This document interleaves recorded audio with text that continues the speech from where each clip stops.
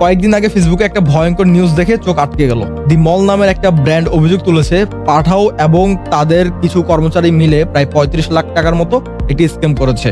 আমার এটা হচ্ছে এমন, দি মল ব্র্যান্ডের কিছু কর্মচারী এবং পাঠাওয়ের কিছু কর্মচারী মিলে 1250-এর মতো পার্সেলের সিওডি জিরো করে দিয়ে সেই টাকাটা ওনারা হাতিয়ে নেন। আমার প্রশ্ন হচ্ছে যে এত বড় একটা স্ক্যাম এটা 1-2 দিনের অবশ্যই হয় নাই। তো এই এত বড় একটা স্ক্যামের দায়ভার কি দি মল ব্র্যান্ডের যারা ম্যানেজমেন্ট আছে ওনারা কি আসলে অস্বীকার করতে পারে কিনা? আমরা প্রতিদিনই বিভিন্ন মার্চেন্টদের সাথে কথা বলি।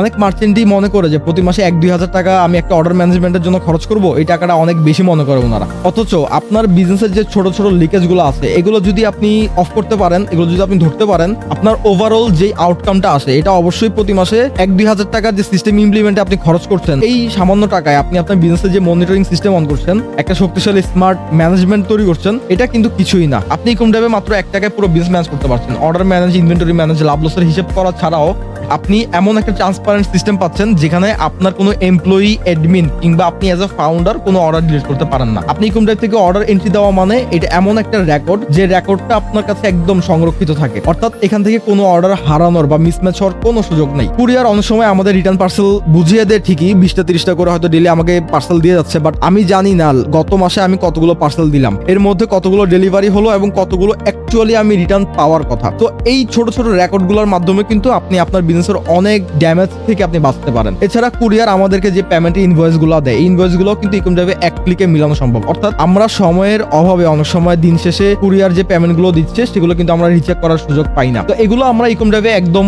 অল ইন ওয়ান একটা সলিউশন পাচ্ছি, যেখানে আমরা ট্রান্সপারেন্টলি আমাদের এমপ্লয়ি ম্যানেজ করা, আমাদের অর্ডার ম্যানেজ করা, স্টক ম্যানেজ করা, A to Z এভরিথিং আমরা দেখতে পাই। এছাড়া পিক্সেলের health optimization, incomplete order check করা, ফেক অর্ডার প্রিভেন্ট করার মতো বিভিন্ন সলিউশন আমরা পেয়ে যাই, যেগুলোর জন্য হয়তো আমাকে আলাদা আলাদা সফটওয়্যার অথবা প্লাগইন পারচেজ করা লাগতো। এছাড়া ফলো আপের জন্য এখানে স্পেশাল মডিউল রয়েছে, HRM ম্যানেজ করার সুযোগ রয়েছে, যেগুলোর মাধ্যমে আপনি আপনার বিজনেসের ওভারঅল ড্যামেজটাকে আপনি খুব সহজেই সলভ করতে পারেন। 7 ডেজের রিফান্ড পলিসিতে আপনারা কিন্তু ইকম ড্রাইভকে টেস্ট করতে পারেন। আপনার বিজনেসের জন্য যদি এই সলিউশনটা ফ্রুটফুল মনে না হয়, আপনারা কিন্তু 7 দিনের মধ্যেই রিফান্ড আবেদন করতে পারেন।